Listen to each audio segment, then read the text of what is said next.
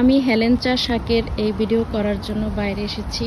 Video করতেছি, হঠাৎ করে এমন বৃষ্টি আসছে, আল্লাহর রহমতে বৃষ্টি। এই বছর সামার আসার পরে যদিও তেমন একটা বৃষ্টি প্রথমে একদম বলতে গেলে ছিলই না, কিন্তু গত এক সপ্তাহ যাবত মাশাআল্লাহ খুব ভালো বৃষ্টি হচ্ছে।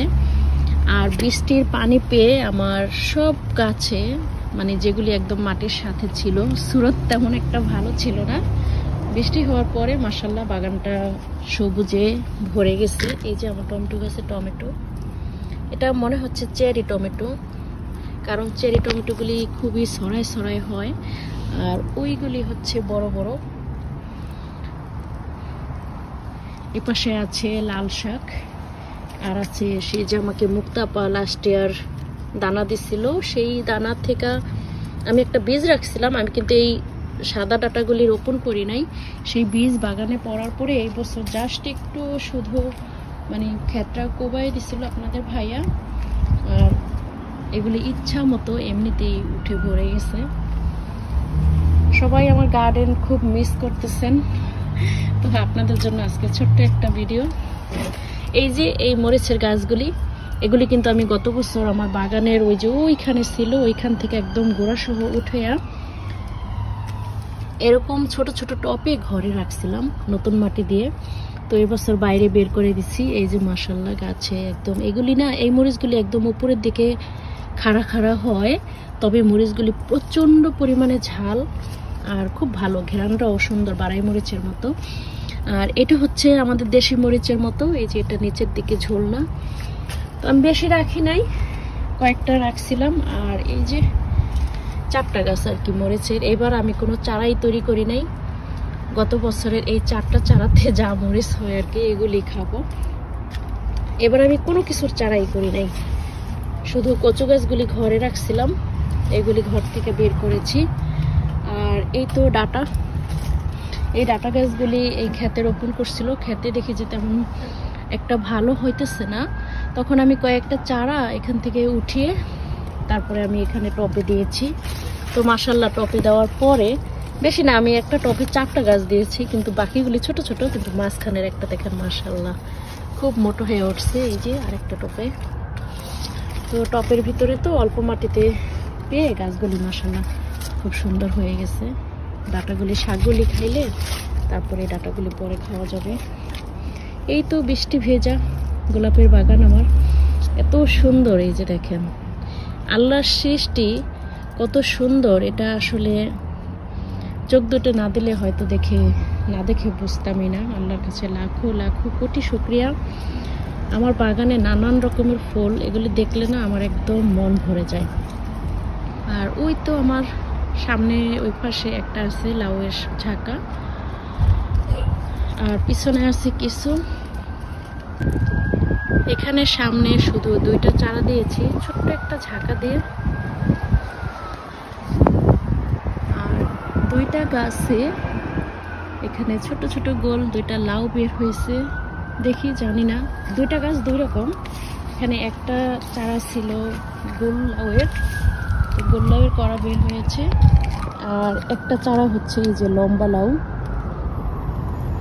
তো প্রথম যেই কড়াগুলি ছাড়ছিল অনেকগুলি মারা গেছে, তো জানি না, আল্লাহ যদি খাওয়ায় হয়তো খেতেও পারি। এটা হচ্ছে আমার সামনের জায়গা, পুদিনা পাতার এই তো ফুল আসে ভরে গেছে একদম, এগুলি কাইটে দিতে হবে, নাহলে আমার এই পাশটা পুরোটা ভরে যাবে। এই যে দেখেন একটা গাছ গোলাপের, কিন্তু মাশাআল্লাহ এটা হলো মিষ্টি কালার না, মিষ্টি কালারের এই গোলাপগুলি এত ভালো লাগে। এই যে দেখেন গাছ ভর্তি গোলাপ ফুলগুলি ফোটে, ভালোই লাগে না। আর এপাশে এই যে আরেকটা আছে, এটা হচ্ছে একদম মানে ওই পাশেরটার মতো, গাছ ভর্তি। যখন এরকম ফুল ফোটে তখন কত ভালো লাগে না। আর এই ধনিয়াগুলি বীজ রাখছিলাম, দেখেন কত বড় বড় হয়েছে।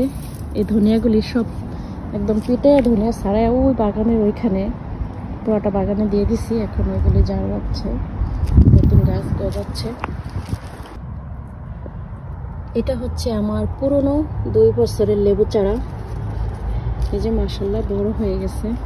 লেবু ধরবো কবে জানি না।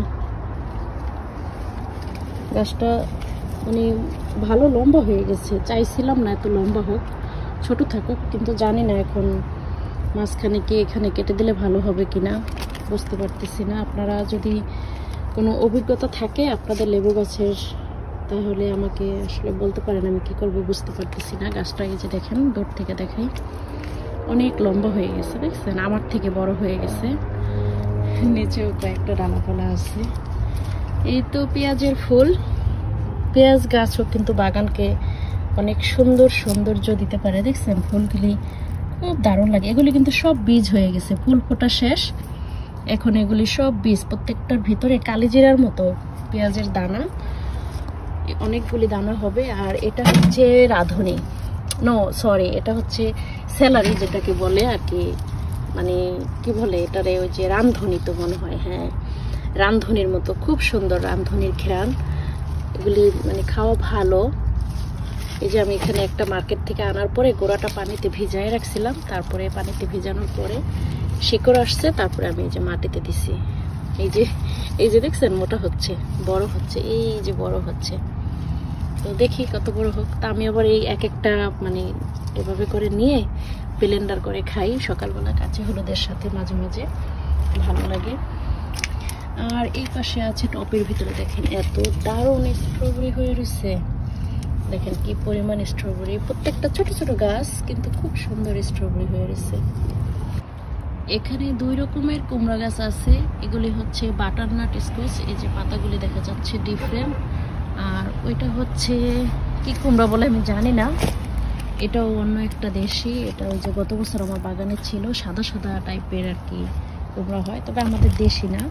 এখানে 2 রকমের কুমড়া গাছ আছে, দুইটাই অন্যরকম, মানে আমাদের দেশি না এগুলি। এখানের আরেকটা হয়তো অন্য দেশি হবে। এই যে এটা বাটারনাট, মানে পাতাগুলি না দেখলেই বোঝা যায়।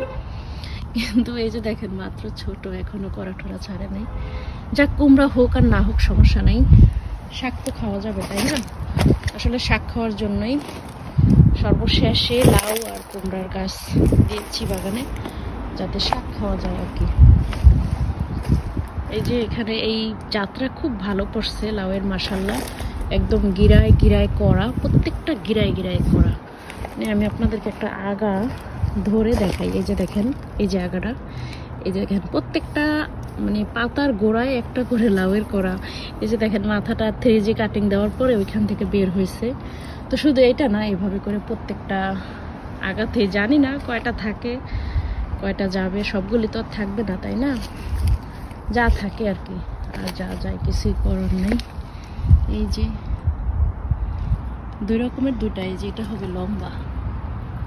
এপাশে মেথি গাছের বীজ রাখছি, এই যে দানা আসছে, এই দানাগুলি পাকলে, মেথি না সরি বাদুয়া শাক, এই যে দানাগুলি পাকলে খুলে আসলো, বাগানে ছিটাই দিলে আবার একদম ফ্রি ফ্রি শাক খাওয়া যায়। আর এই শাকগুলি খুব ভালো লাগে, ভাজি করে খেলে খুবই ভালো লাগে।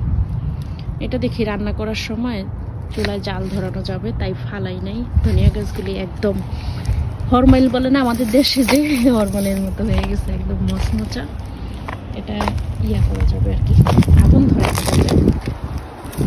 ভিজতেছে আর রোদ্রে শুকাইতেছে, তাই আমি ফালাই নাই।